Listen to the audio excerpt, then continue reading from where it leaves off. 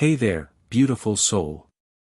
Have you ever found yourself so entangled with someone, a friend, a partner, even a family member, that their emotions feel like your own? Do their highs lift you, but more importantly, do their lows sink you? Do you feel like you're constantly walking on eggshells, trying to manage their feelings while neglecting your own? If that resonates, you're absolutely in the right place. Today, we're diving deep into a topic that's often misunderstood but incredibly vital for your well-being: emotional detachment. This isn't about becoming cold or uncaring. It's about reclaiming your emotional sovereignty, setting healthy boundaries, and ultimately, fostering stronger and more balanced relationships, including the one you have with yourself. 1. Understanding emotional entanglement. Before we learn how to detach, it's crucial to understand what emotional entanglement actually looks like. It's more than just caring about someone. It's a blurring of boundaries where your sense of self becomes overly reliant on the other person's feelings and actions. Think about it. Do you find yourself constantly checking their messages? Does their mood dictate your entire day? Do you feel responsible for their happiness? These are classic signs of emotional entanglement. It often stems from a place of love and care, but it can become incredibly draining and ultimately unhealthy for both individuals involved. 2. Debunking the myths of emotional detachment. Now, let's clear up some common misconceptions. Emotional detachment isn't about becoming a robot, devoid of feelings. It's not about cutting someone off or being indifferent to their struggles. In fact, healthy detachment often allows you to be more supportive because your own emotional stability isn't dependent on theirs. It's about creating a healthy space between your emotions and someone else's.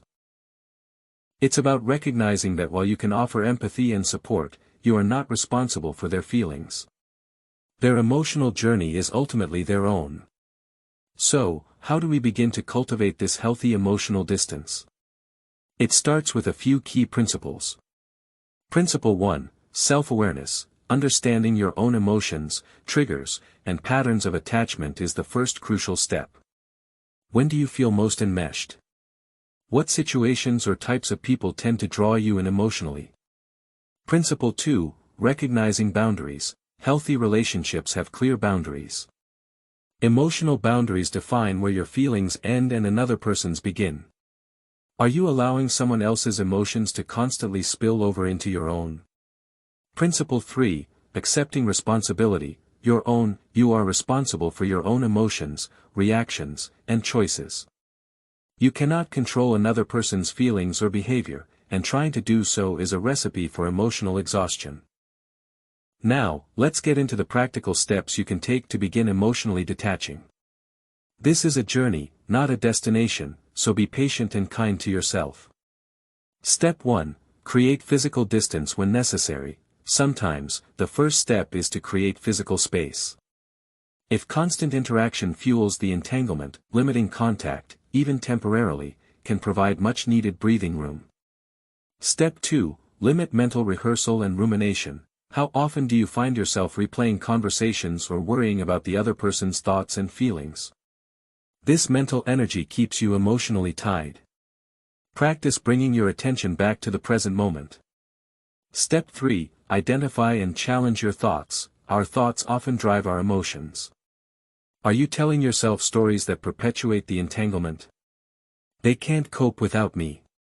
It's my job to make them happy. Challenge these thoughts and look for evidence that contradicts them. Step 4. Focus on your own needs and well-being. Emotional entanglement often involves neglecting your own needs. Reconnect with your hobbies, interests, and self-care practices. Prioritize activities that bring you joy and fulfillment, independent of the other person. Step 5. Practice empathy without absorption. You can still care about someone without taking on their emotions as your own. Practice observing their feelings with compassion but maintain a clear boundary. Imagine a glass wall between you. You can see and understand, but their emotions don't seep into yours. Step 6. Communicate your boundaries assertively. Once you're clearer on your boundaries, communicate them respectfully but firmly. This might involve saying no to requests that feel draining or expressing your need for space. Step 7. Seek support from others. Talking to trusted friends, family members, or a therapist can provide valuable perspective and support as you navigate this process. They can offer a sounding board and help you stay accountable to your goals. Step 8. Practice self-soothing techniques. When you feel the urge to get drawn back into the other person's emotional world, have self-soothing techniques ready. This could be deep breathing, listening to calming music, or engaging in a relaxing activity. Step 9. Let go of the need to control. A significant aspect of emotional entanglement is often the desire to control the other person's feelings or outcomes. Recognize that you cannot control others, and releasing this need is liberating. Step 10. Cultivate self-compassion. Be kind and patient with yourself throughout this process. There will be times when you slip back into old patterns. Acknowledge it without judgment and recommit to your boundaries. 5. Dealing with specific relationships. The principles of emotional detachment apply to all relationships, but the specific approaches might vary. Romantic relationships. Detaching from a romantic partner can be particularly challenging due to the intimacy involved. It's about maintaining your individual identity and emotional well-being within the relationship. Friendships. Sometimes, friendships can become emotionally draining if they are one-sided or involve constant drama. Detachment here involves setting boundaries on how much emotional support you can offer and recognizing when a friendship is no longer serving you. Discuss how to have difficult conversations with friends about boundaries. Family relationships. Family dynamics can be deeply ingrained, making emotional detachment complex. It's about recognizing unhealthy patterns and creating emotional space while still maintaining connection where possible and healthy. Address the challenges of detaching from family members and the importance of self-protection. Dealing with toxic individuals. In situations involving toxic or abusive individuals, emotional detachment is not just helpful, it's essential for self-preservation. This might involve significantly limiting or even cutting off contact. Provide clear guidance on recognizing and detaching from toxic relationships. Emphasize safety and seeking external support. 6. The benefits of emotional detachment. While the process of emotionally detaching can feel challenging, the rewards are significant. Imagine feeling more in control of your own emotions, experiencing less stress and anxiety, and having more energy to focus on your own goals and well-being. Emotional detachment can lead to increased self-esteem and self-reliance, improved emotional stability, healthier and more balanced relationships, reduced stress and anxiety, greater clarity and decision-making ability, more energy for your own life and passions, a stronger sense of inner peace. 7. Maintaining emotional detachment long-term. Emotional detachment is an ongoing practice. Here are a few tips to help you maintain this healthy balance in the long run. Continue practicing self-awareness and boundary setting. Regularly check in with your emotional needs. Prioritize self-care consistently. Be mindful of your thought patterns. Don't be afraid to seek support when needed. Celebrate your progress and be patient with yourself. Thank you so much for joining me on this important journey of understanding and practicing emotional detachment. Remember, this is an act of self-love and a pathway to healthier, more fulfilling relationships. If you found this video helpful, please like, subscribe, and share it with someone who might need it. What are your experiences with emotional detachment?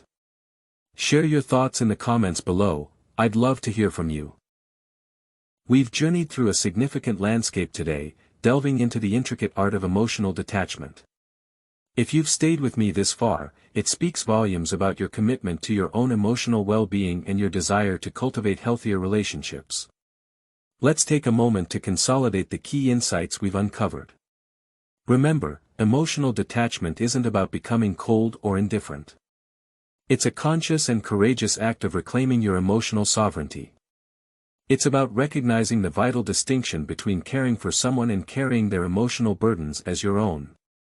We've established that emotional entanglement, while often stemming from love and empathy, can lead to exhaustion, resentment, and a diminished sense of self. We also debunk some crucial myths, emphasizing that detachment is not avoidance, apathy, or a sign of weakness.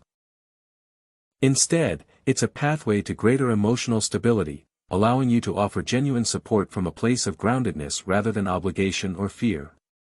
The foundational principles we explored, self-awareness, recognizing boundaries, and accepting responsibility for our own emotions, form the bedrock of this practice. Without these understandings, the practical steps we discussed can feel like applying a bandage to a deeper wound. Cultivating these principles is an ongoing process of self-discovery and growth. Then, we embarked on a detailed, step-by-step guide to navigating the process of emotional detachment. From creating physical distance when necessary to the crucial work of identifying and challenging our thought patterns, each step builds upon the last, guiding you towards a healthier emotional equilibrium. We also acknowledged the nuances of applying these principles across different types of relationships, romantic partnerships, friendships, and family dynamics, including the vital considerations when dealing with toxic individuals. The approach to detachment will naturally vary depending on the specific context and the level of health and reciprocity within the relationship. Now, let's be realistic. The journey of emotional detachment is not always smooth. You might encounter challenges along the way, and it's important to be prepared for them with self-compassion and understanding. Challenge 1: Guilt and self-doubt. You might experience feelings of guilt or selfishness as you begin to create distance. Societal norms often encourage us to be caregivers and fixers, making it feel wrong to prioritize our own emotional needs. Remind yourself that self-care is not selfish. It's essential for your long-term well-being and ultimately allows you to show up in your relationships in a healthier way. Challenge 2: Resistance from others, those around you, particularly those who have become accustomed to your emotional availability, might resist your attempts to establish boundaries. They may feel confused, hurt, or even try to manipulate you back into old patterns. Stand firm in your boundaries while communicating with compassion and clarity. It's their reaction, not your responsibility. Challenge 3: Old habits and triggers. Emotional entanglement often involves deeply ingrained habits and responses. You might find yourself automatically falling back into old patterns, especially when faced with familiar triggers. Practice self-awareness and have strategies in place to interrupt these patterns. Self-soothing techniques and a conscious effort to redirect your focus can be invaluable. Reiterate the importance of self-soothing and mindfulness in managing triggers. Challenge 4: The urge to fix or control.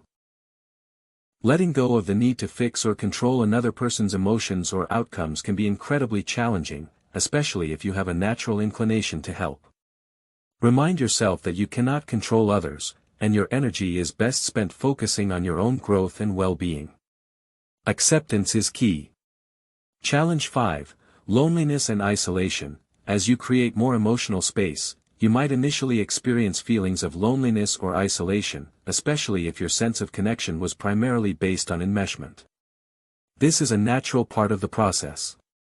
Focus on nurturing healthy, reciprocal relationships and cultivating a strong connection with yourself. The path to healthy emotional detachment is a journey of self-discovery, courage, and compassion. It's not about building walls, but about establishing healthy doors and windows in your relationships, allowing for connection without sacrificing your own emotional integrity. Remember that progress, not perfection, is the goal. There will be times when you navigate these boundaries with grace and times when you might stumble. The key is to learn from those experiences, recommit to your intentions, and extend kindness to yourself throughout the process. Encourage self-compassion and a growth mindset. Cultivating emotional detachment is an investment in your long-term happiness and the quality of your relationships. It empowers you to show up in your life with greater clarity, resilience, and authenticity. You become a more grounded and supportive presence for those you care about, precisely because your own emotional well-being is secure. So, as you move forward, I encourage you to embrace this journey with an open heart and a commitment to your own emotional truth. You deserve to feel grounded, secure, and in control of your own emotional landscape. You have the strength within you to create healthier boundaries and cultivate relationships that nourish and support your well-being. Thank you for dedicating your time and energy to this important topic.